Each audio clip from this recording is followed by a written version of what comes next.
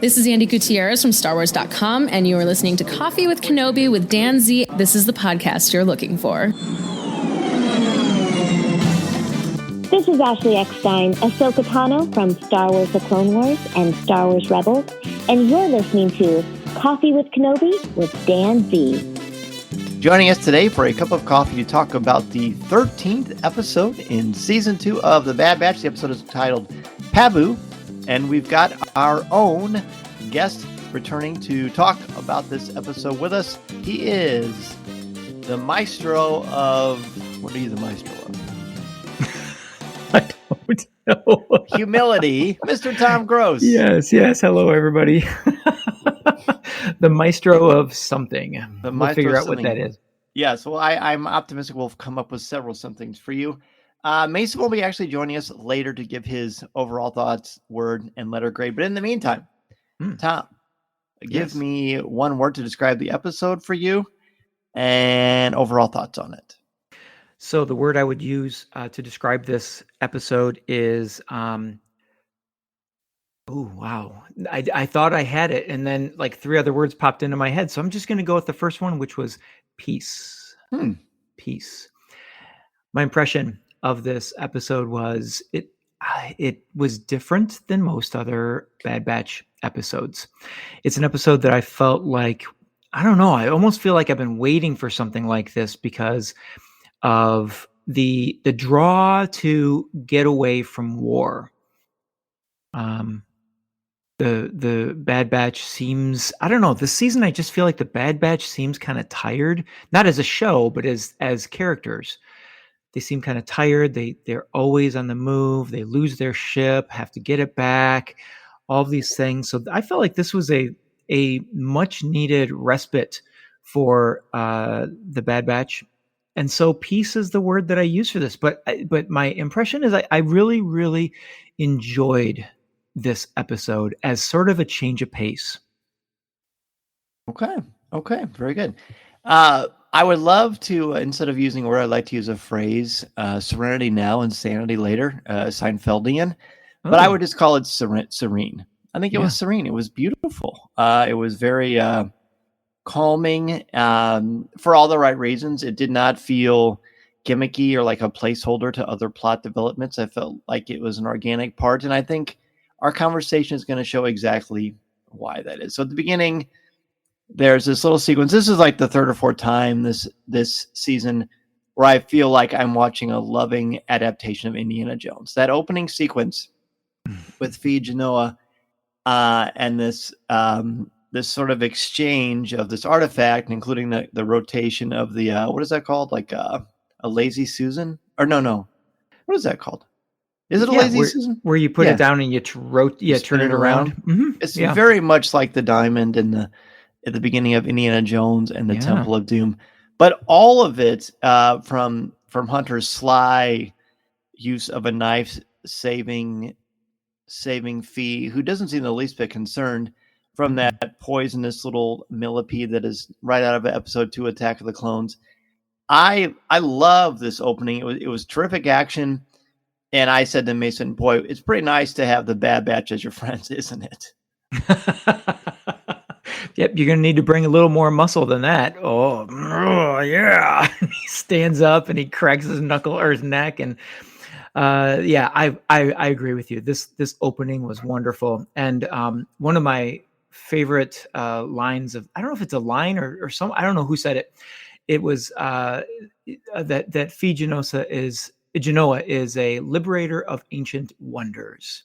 Yes. And I love that Omega is learning from Phee and really taking to this sort of this lifestyle where she's sitting right at the table. She's the one actually holding the credits that they're going to trade for this artifact, and gets right into the middle of the conflict that happens. And I just really like that development in Omega. Kind of also sets up the rest of the episode, the tone of it anyway. But you're right. Nice to have the Bad Batch at your side. You got, and one of my favorites is Tech is playing, playing a game by himself because he's the only one that has the intellect. But there he is. He's got the ship. He's got the Marauder ready for the swoop in to rescue them. So magnificent opening. It says it's the only way that he can be challenged if he plays against himself. That's right. And he says it without any sense of irony or arrogance or it's just more like matter of fact. Yeah, I want to be challenged. This is the only way to. It's pretty fun. And again, this whole season seems to be very focused, very, very focused on the evolution of tech, which I know makes you very sad. Oh, it's an awful thing. Really, he's just a throwaway character in my mind. Oh, it looks like the sarcasm light's coming on, everybody. Oops, sorry. There it is. I have one in my classroom too.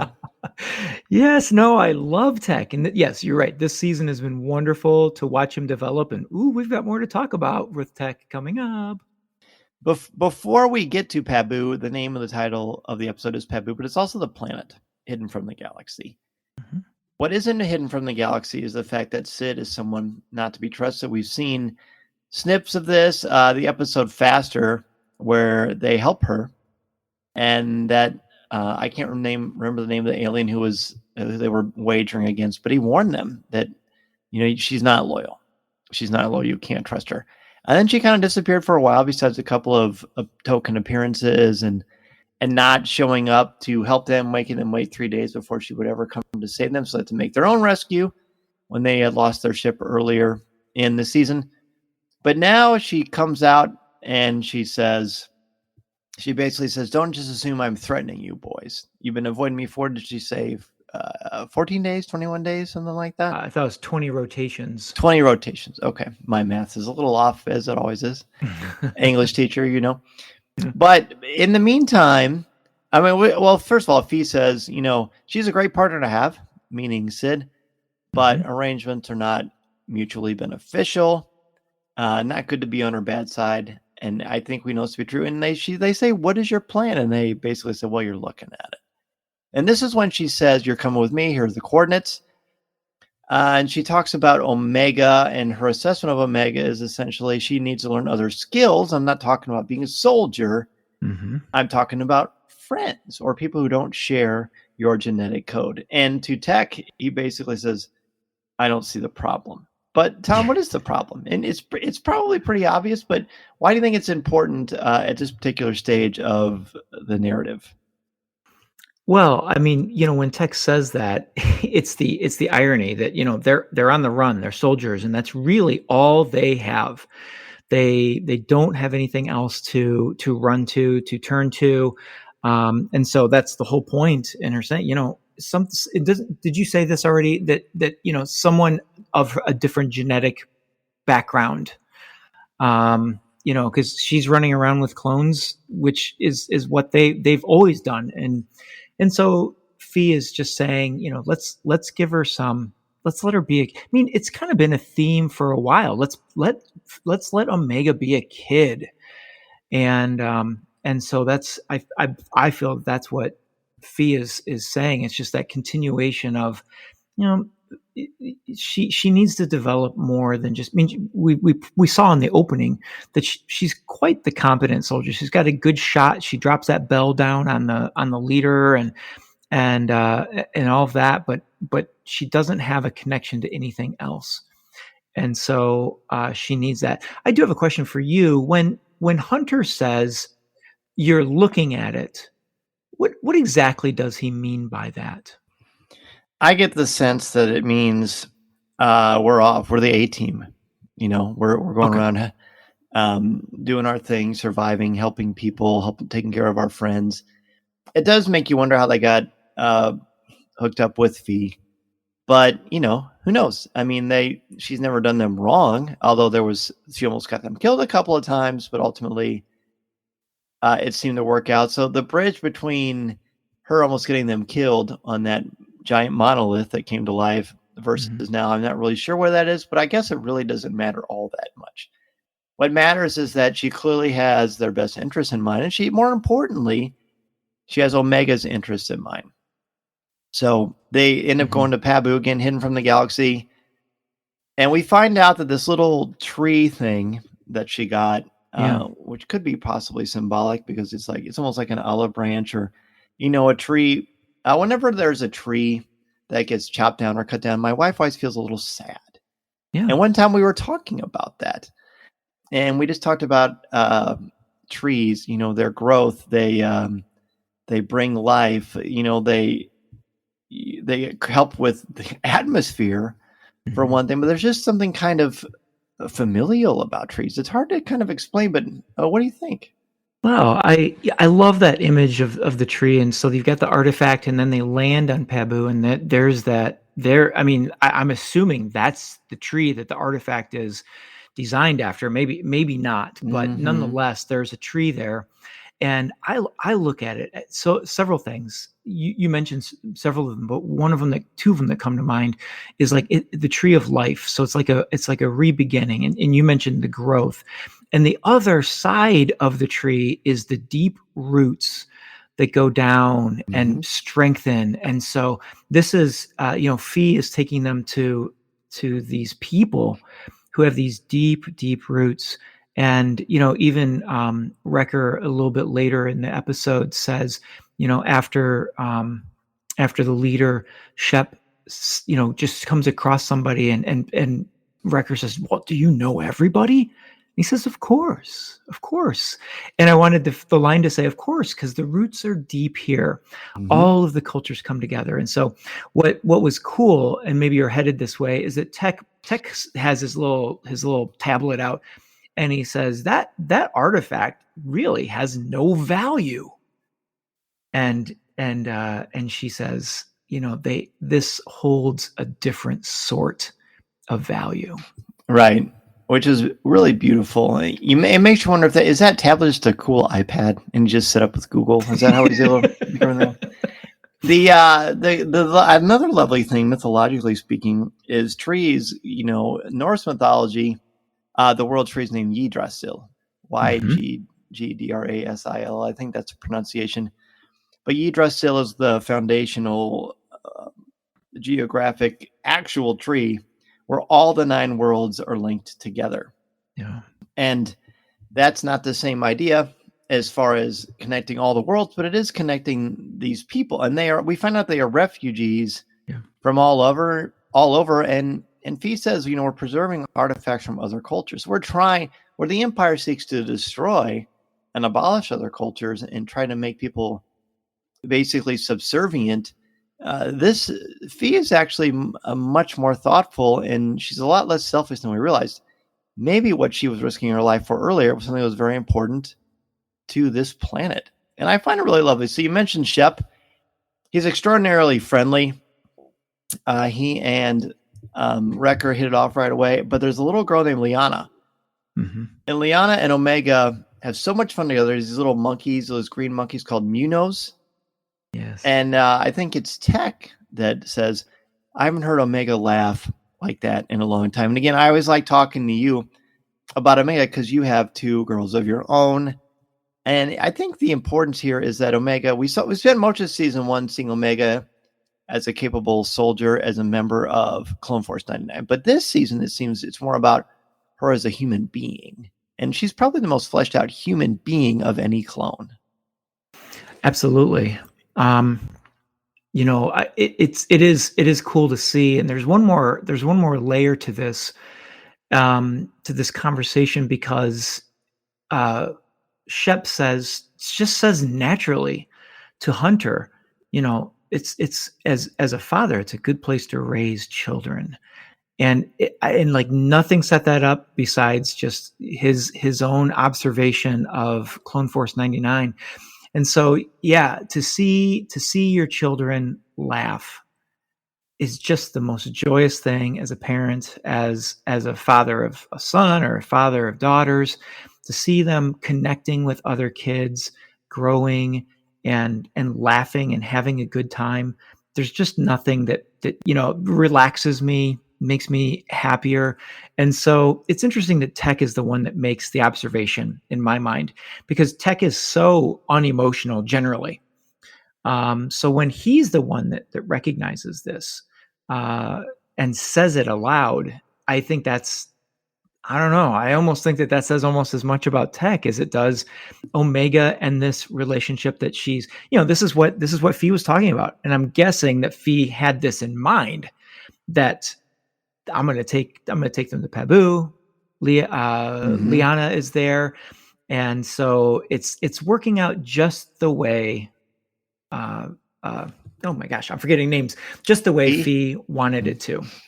It's really lovely. There's a lot of fun stuff. Liana wants Omega to go out on this boat, and he says, take the boat and have fun. He just has a massive smile on his face. Hunter hasn't said no the entire season, not in a reckless way, but more like he trusts her.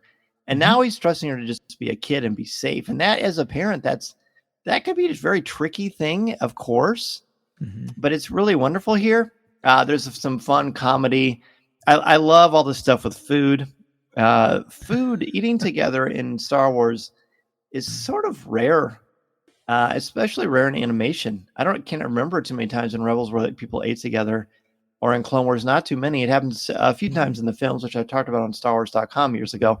But here, they spend a lot of time for them eating together, and eating together is such a powerful symbol of community and brotherhood and family and a relationship. The act of breaking bread is very powerful.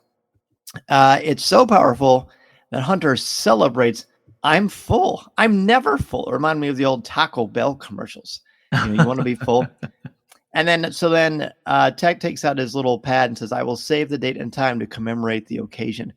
But I got the sense he was being funny. Oh, you did?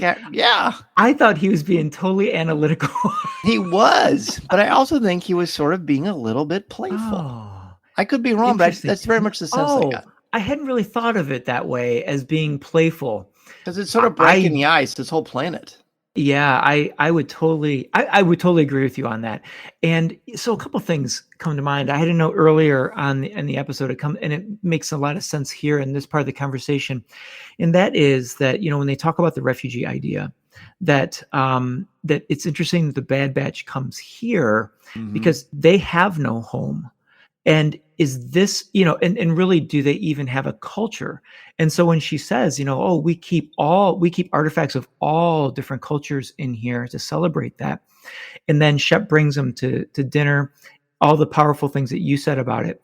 And yeah, when Wrecker sits back and says, I am full, I'm never full. Really, when you think back on the 2 seasons, how many times is Wrecker always looking for something or wanting someone else's ration or something like that? And here he's full, but then dessert set down.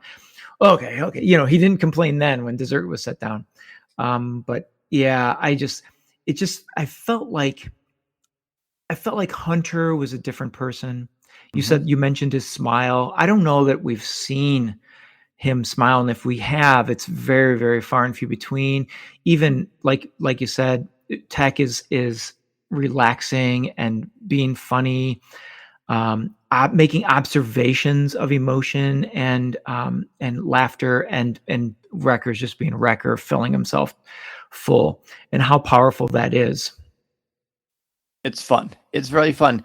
But I will say, if I had to pick a favorite moment, and this is a bit of a hint to what's going to happen on Tuesday night, my favorite moment of this might be when they say it's time, and the city and the island all light up together. And I was thinking about light, again, very, very, maybe one of the most powerful symbols besides water in literature. Especially, light is a very Christian thing. I am the light of the world. Light coming, carrying people through darkness, the age of enlightenment and understanding. And when we start as humans to start to preserve knowledge with papyrus and books and a printing press, well, that's actually later in the age of enlightenment, but all these powerful designs and architecture and painting and just the creation of collective human genius.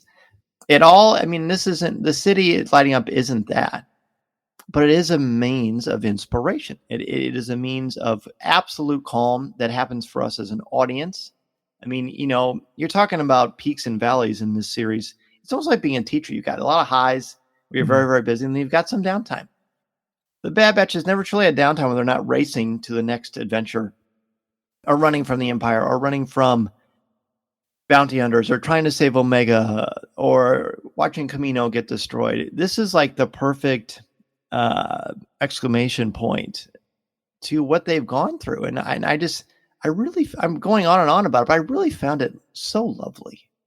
It is a wonderful moment. And I have to, I love that you went into the Christian value of light and everything. Mine did not go nearly that deep. I'm going to compare it to another Disney movie. Because as this episode has gone, there's been several looks between Phee and Tech. Just some I know glances. what you're going to say. Just some glances. And even when they go with Shep and Phee is going to take the artifact to the museum, Tech stays back and just kind of watches her. And there's an exchange there, but I don't remember what they say. But so we see this coming, and I find it interesting that she brings Tech to the edge of the patio there, and says, "Just look out, just look, and just wait." It reminded me of when Flynn Rider takes Rapunzel out on the water. I mean, really, here they're up in the castle. In that story, they're down in the water where someone else is in this story. But Flynn Rider takes Rapunzel out, and then all of the lanterns light up and they float up into the sky. And it's a marvelous moment. I'll never forget seeing that in 3D with my daughter, who was also wearing glasses, but she's super, super young. I remember her reaching out for the lanterns. Anyway, I'm not trying to make necessarily a comparison between the love of Flynn Rider and Rapunzel, but I am talking about some type of I'm again not suggesting a romantic relationship, but some sort of a connection of either friendship or just a fondness of being together, which we have not seen with Tech.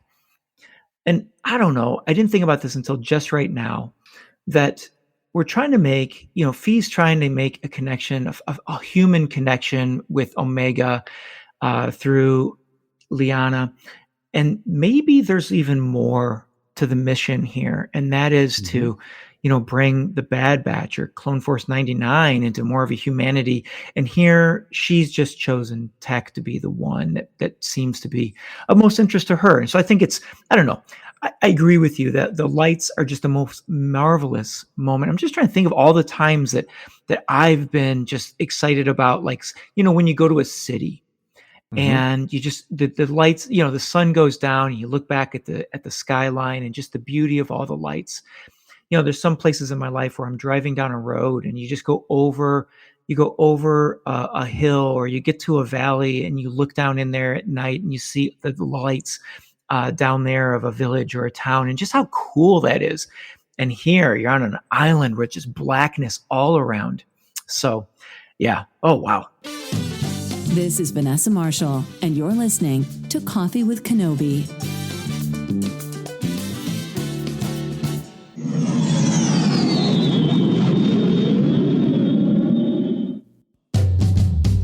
I'm kind of getting, the hairs on my arms are rising right now because it's such a cool moment. It is. I mean, fireworks, Christmas lights, an early morning when the light starts to come up, it's warm, it's comforting. It's just absolutely beautiful. Oh, I'm sorry. There's one more thing. She says, "Isn't it quite spectacular?" And Tech replies with, "I suppose that's one way to quantify it." And D. Bradley Baker is just perfect in this, because he has affect without having affect. You know what I mean? There's so much emotion in his very stylized monotone delivery, and I find it so exciting and spectacular. But of course, and I agree with you, I think that the idea of friends with people who don't share their genetic code, that the Bad Batch hasn't had that ever that I've seen. Even with Anakin briefly, I would hardly call that a friendship, as far as more of a working, relationship situation. Yeah. Friendly, but not friends. Here, there's something more. They've got a place, they've got a home, and they want to protect it. But here comes something. Of course, Hunter is the first one to get a bad sense that something is happening because he's just good like that. He says something is coming, and then of course, then we remember Liana and Omega are on the boat, away from the water, and then you start to think because Mason said he thought it was going to be the Zillo Beast. He thought the Zillo Beast was going to be there, and I said, "Well, this reminds me of something like Jaws." I thought it was going to be some sort of. This is Star Wars, right? So it could be some kind of a new creature, but we find out it's a storm. Before we get to the actual storm itself, what did you expect was going to happen? Well, you know what? I honestly thought, because I thought there were some hints dropped when Hunter asks Shep about, well, aren't you worried about the Empire? Haven't we heard that somewhere before, like in Empire Strikes Back? Aren't you worried about the Empire coming? Bespin, yeah. So when he says that, my mind instantly went to, oh, the Empire is going to be somewhere on this planet, something like that. So when he got that bad feeling, I thought it was maybe a ship coming out of hyperspace or something coming from the other side of the island. Because really, it was the little creatures that started. They run off. They get antsy and they run off, and then that's what Hunter notices. And so I really thought it was going to be the Empire. Mm-hmm. I get that. Makes sense to me. I'm glad it wasn't, though. Just because that'd be game over, and we've seen it. We don't really need another reminder of that. I think one of the challenges of the sequel trilogy, and I love the sequel trilogy. Well, I like most of the sequel trilogy a lot, is that sometimes there just is not a ton of hope besides what we're told, but we don't actually see it. So I'm glad we weren't taking that. I'm glad here it was just natural worlds. Mason says, "But why did this storm happen?" I said, I don't know. I would like to think it's just a normal cycle of this rotation of this planet. I guess we'll find out, or maybe we won't. It's hard to say. Oh, I thought it was an earthquake, like a tsunami type thing. Yeah. And then they hadn't had one for, they say, 30 years. Yeah, something like that. So when it happens, there's this great, sort of natural disaster sequence where, if this were to happen, the early warning system would happen. All of a sudden, you hear the noise. And there's this great close-up. It looks like a speaker. It's like this, almost like this drain or grill on the side of a mountain. And you can just sort of see something pulsing out with the sound. Yeah. And then just things go crazy. The sea recedes. I love that. Like, instead of the tidal waves smashing onto the beach, on the surface, the sea pulls back so much. There's like this one sequence where like this fish thing is flopping because it doesn't have anywhere to swim anymore. Mm-hmm. And I found that to be a very, very effective too, because, water is the most common thing, one of the most common substances in the universe, but also the most powerful and the most essential. But the growth is being sucked away, and then it just becomes dangerous. And I love that, because it's just like this planet, it's also very possible that they're not used to being calm and being at peace, or being sort of at a reset point. So whether they were going to do it because of anxiety or whatever, something was going to happen. But what do? They don't panic. Hunter makes a plan. Hey, turn on your tracking thing. I'm going to come pick you up in the Marauder. Mm-hmm. And then everybody else, I love this. They go door to door. No one's left behind. Mm-hmm. Everybody runs upstairs, and then Tech has to do this cool Batman thing where he shoots this grappling hook up, and he grabs Phee a la Luke and Leia, and they zip up to the top. Yes. The rescue ladders don't work, so they got to jimmy them loose. And I kept expecting somebody was going to bite the dust to remind us that, of cost, and, no one's totally safe in war or tricky times. But everyone makes it, and I didn't feel like that was a cheap narrative hook. I felt like, no, this is a community. They're going to pull together no matter what comes. And again, another reason why this is a really great episode. Yeah, you hit the nail on the head with all of that, because Shep does not panic. And, even after the first one, he hollers down, "Everyone okay?" And they're like, the I don't know who was down there, but they give the thumbs up. And then when the second one happens and he knows that it's different, he keeps his cool. There's the plan, all the stuff that you said. And I thought that was great. And I have nothing to add to that except this. that this would be my favorite part of the episode, the rescue of Liana and Omega. I just think the cinematography and the sequencing of this was fantastic. Mhm. So to replay it, they're out on the dry ocean floor running, and she looks up and she says, "There." And then the camera goes to the Marauder, but does a zoom in on it, a la, as you said, episode 2 earlier. Yep. Same thing, like when the clones attack on Geonosis, they do all that like combat camera zooms and focusing in on certain things. Or the first ever episode of Clone Wars too.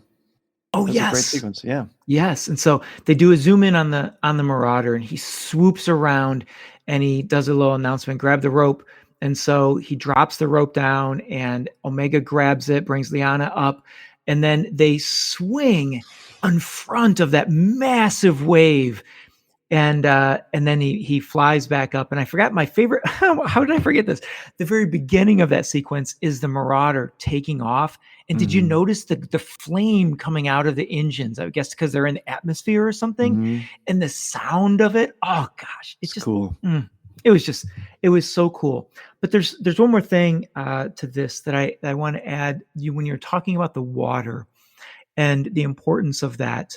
To me, what really struck me when they're out on the water on the boat, and Omega makes the comparison to my planet had water, but it didn't feel like this. I mean, how different could it get? I lost their name on where she grows up. Where Phee grows up? Yeah, on you mean Camino. Where Omega? There it is. Yeah. How technical that those platforms were, and it was all clone and science and all of that, and how different it is here with just the natural island, and everyone's connected, but they're all different.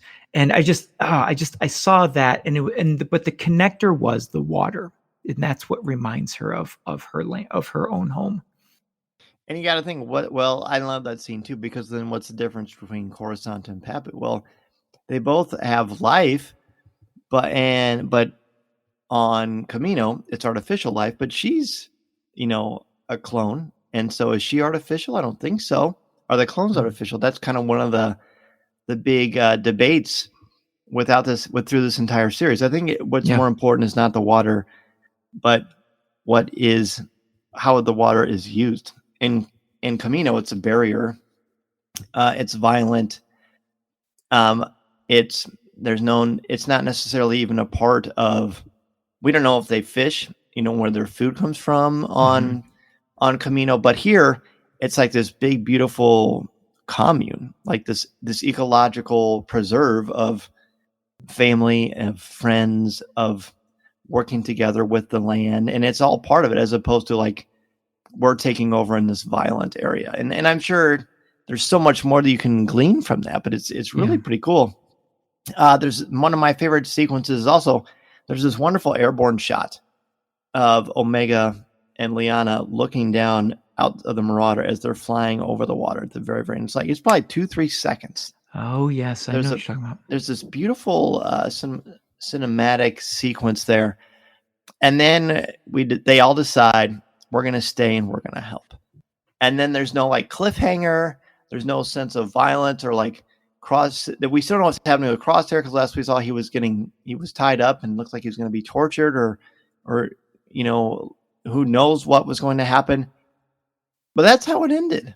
And I found it really satisfying. Absolutely. I mean, so much. So we've been talking about this entire episode, the humanity of the clones and changing. I mean, it all started with Omega making connections with other people of not her genetic code, but really it has been she's been sort of symbolic of the whole Clone Force 99, because some things I noted in that final moment when they're when Shep says the most important thing is that we all made it. And Wrecker puts his arm around Shep, in consolidation and just like, I'm sorry, as support. And then when Hunter does offer to stay around to help, Tex says, I was thinking the same thing. And Phee says, did you now? Yeah. Which she says a couple of times. Yeah. Yeah. And so, it's this desire for stability and a place to call home that just was so marvelous. And I agree. Completely satisfying. Loved it. Well, I mean, I didn't know how I was going to rate this thing. I'm glad I rewatched it again. But I really enjoyed talking to you about it. Again, we'll get to Mason here in a little bit. But tell me your letter grade and sort of last minute thoughts on this thing. So this conversation has changed my grade because I liked it coming in. All the things we talked about, but the depth at which our conversation went with the humanity aspect and the water and the roots and the culture, it really strikes me as something very, very different from what I expect from Bad Batch, especially coming off of Crosshair's episode. Yeah. And so I have to say, I'm giving this one an A+. I've thought about it since I've watched it so many different times. And I said to my wife and to my daughters, I said I really want you guys to watch that with me because it's really, really important. I don't know that it'll have the same impact on them if they do decide to watch it with me because they don't know the characters quite as well. But I just think all of those connections and the friendships and all of that are just so much fun to watch. So I give it an A+. Wonderful. I didn't know what I was going to give it either, but this conversation and rewatching have helped me too. I'm going to give it a nice, really, really strong A. For the reasons we talked about, I thought it was beautiful. I thought it was symbolic, but you didn't have to go there to appreciate it if you didn't want to. And I like that the resolution has nothing to do with violence. Like really none of this had anything to do with violence or shooting. I mean, the opening did, but the whole point is they want to get out of that and still have purpose. I think that was one of the challenges for many of them is that, the whole point is like, hey, what are we going to do? We're soldiers, even Crosshair, especially Crosshair. Yeah. But now it's like, no, you can be more. You maybe were designed for this or created for this because someone else told you that you were, but maybe it's okay for you to decide something for yourself. And that is also extremely powerful. So I give this a really, really nice. I really liked it. Really like talking about it with you, of course, my friend. Indeed. So we're gonna say goodbye to Tom and pull Mason in. But Tom, thanks again, of course, for being on Coffee with Kenobi. It was great having you on last week to talk about The Mandalorian, and now you're on for the Bad Batch. And plus, you're busy because you've got Gary Khan coming up at the time of this recording, and the Dungeons and Dragons movie is coming out, and so many things going on with Teachers in the Dungeon. Boy, you're going to be a busy swashbuckler. Yes, indeed. It has been. It's an exciting week. March has been an exciting time for us in the Dungeons and Dragons world. But you know what? I can hold two worlds. I have two hands, so I can hold two worlds. I've got Mandalorian and Bad Batch in one. I've got Dungeons and Dragons, Dragonlance, Gary Khan, all that great stuff, the movie. Oh, wow. This has just been a lot of fun. And where can people find not only Teachers in the Dungeon, but you? Oh, yes, of course. On Twitter, you can find me at Draftline, DRAFTLINE. That is where I probably spend most of my time on social media. But then Teachers in the Dungeon is our podcast, myself with Dan Ream. And we are on, let me think about this. On Twitter, we are at Dungeon Teachers. And then on Instagram and Facebook, we are Teachers in the Dungeon. Thank you so much, dude. Well, let's go ahead and take a little break. And we will come back with Mason Zehr's check and outlook on Pabu. I'm Dan Zehr, and this is Coffee with Kenobi. Listening to Coffee with Kenobi, you are, with Dan Z, the podcast you're looking for. This is...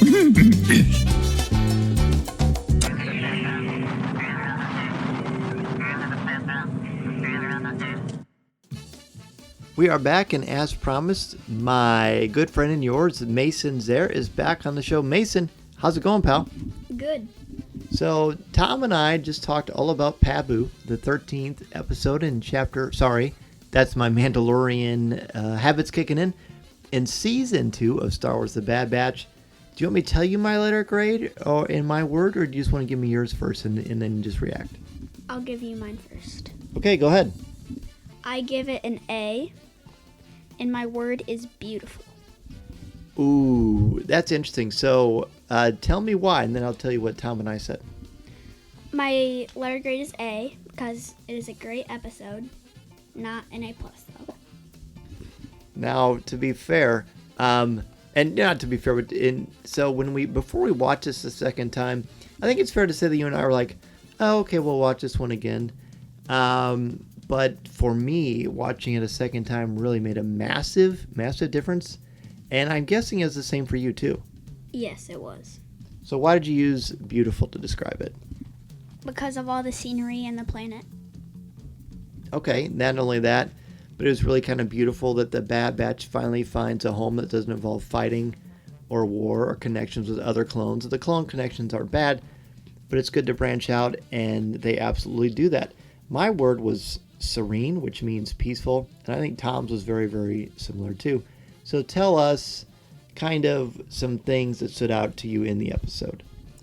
I think it was when Hunter letting Omega go with her friend.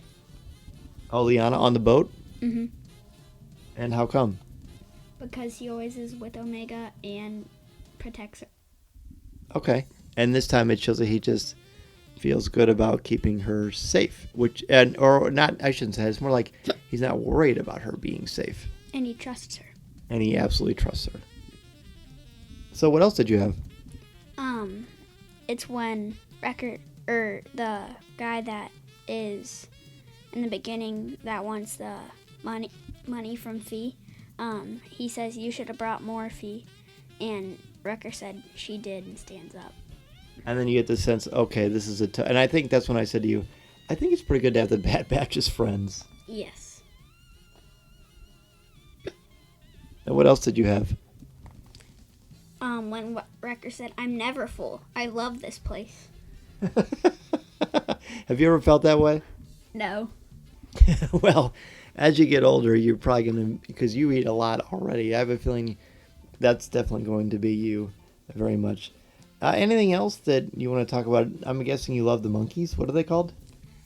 Munyo. Those look like quacking monkey lizards, but like the nice, friendly version of them. Agreed. And anything else you want to say about the episode? I think it is cool that Omega gets a new friend because she never gets a chance to connect with anybody. I agree. And she seems to shine so much so that Tech even says, I haven't heard her laugh like that in a really, really long time. What do you think I gave this episode? A+. I actually gave it a really, really strong A. And I think Tom gave it an A+. That's what I thought. Yeah, so basically we all love the episode. Now what would you say, because there are some people that, everybody has a right to their own opinion naturally, but some people think this was kind of a filler episode that wasn't important to the plot. How would you respond to that? You can say that because it kind of was, but they're getting a new home. Which really, I think the whole point of this season is, people keep saying, we're soldiers, we follow orders. What are we going to do without this war? But then they start to find that there's more to them than just fighting. They can just be a family and contribute to society in a healthy way. And I think that's beautiful. Mm-hmm. Well, hey, man, we've only got 2 weeks left, 3 more episodes to go. What are you most excited about, or what are you hoping to see? A lot. A lot. Okay. Well, I think we'll just end it with that. Well, Mason, thank you so much for being back on the show. Looking forward to having you in the co-pilot seat for next week. Thank you. This podcast is not endorsed by the Walt Disney Company or Lucasfilm Limited. It is intended for entertainment and informational purposes only. The official Star Wars website can be found at www.starwars.com. Star Wars, all names, sounds, and any other Star Wars related items are registered trademarks and/or copyrights of Disney and their respective trademark and copyright holders. All original content of this podcast is the intellectual property of Coffee with Kenobi unless otherwise indicated. This is the podcast you're looking for. There's no one here. Move along. Move along.